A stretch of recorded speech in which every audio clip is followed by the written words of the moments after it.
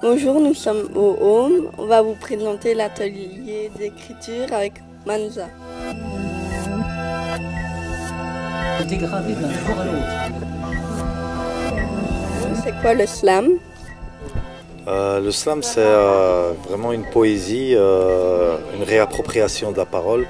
Le slam en anglais veut dire faire claquer les mots, faire claquer, slam en anglais. C'est arrivé en 98-2000 ici à Bruxelles et en France via un documentaire qui s'appelait Slam, qui vient de Chicago et qui retraçait un peu les sessions slam de Chicago par Mark Smith. Donc voilà, c'est vraiment une poésie, on joue avec les mots, c'est une poésie très libre, on peut mélanger les langues, on peut mélanger les sons, il y a autant des conteurs, des poètes, des gens qui font du théâtre, des rappeurs, monsieur et madame tout le monde, même des sans-abri viennent participer à une session slam parce qu'il suffit de s'inscrire et on peut monter sur scène quand le présentateur vous appelle.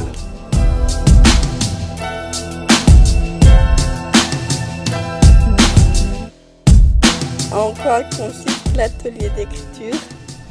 Un atelier d'écriture, surtout en 2 heures, j'appelle ça plus une petite initiation à la technique du slam ou du rap.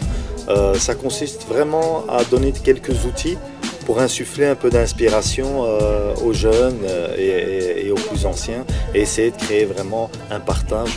On ne fait pas attention, on fait abstraction un peu de tout ce qui est faute d'orthographe, on peut corriger ça plus tard. Ce qui compte, c'est vraiment de se lâcher sur papier.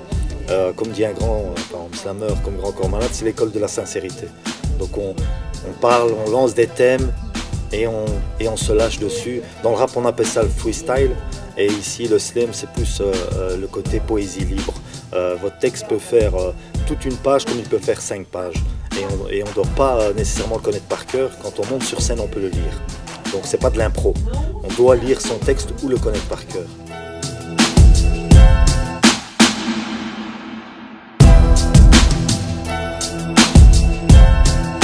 Ça fait depuis combien de temps que vous pratiquez le slam? Le slam est arrivé ici en 98, 2000 et je l'ai pratiqué directement. Pourquoi? Parce que j'ai commencé d'abord à faire du rap en 89, ça remonte, je suis dans la première vague du rap. Et quand le slam est arrivé, j'avais aussi envie de monter sur scène.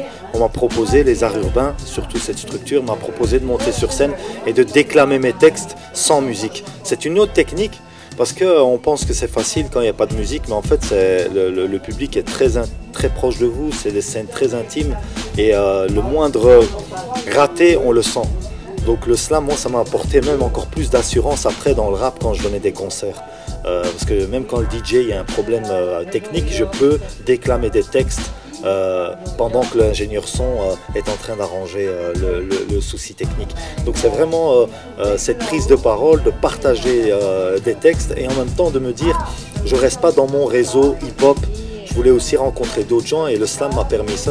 J'ai pu rencontrer d'autres artistes, des poètes, des gens qui font du théâtre, de la comédie, qui montent sur scène dans les sessions slam. C'est très large et c'est intergénérationnel.